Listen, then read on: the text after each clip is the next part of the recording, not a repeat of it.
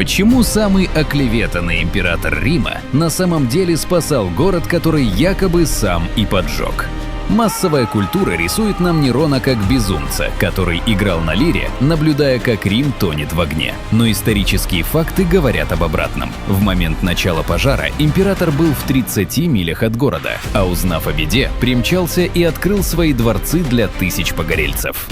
Проблема в том, что после пожара он построил на пепелище свой гигантский золотой дом. Поползли слухи, император сжег Рим ради перепланировки. Чтобы спасти свою репутацию, Нерону срочно требовался козел отпущения, и он выбрал маленькую, никому неизвестную секту христиан. То, что он сделал дальше, заставило содрогнуться даже привыкших к жесткости римлян. Нерон развернул беспрецедентную кампанию гонений. Император превратил свои собственные сады в арену для жестоких публичных расправ над ни в чем не повинными людьми. Его методы подавления и театральные наказания вошли в историю как символ абсолютного безумия и тирании, навсегда очернив имя Нерона.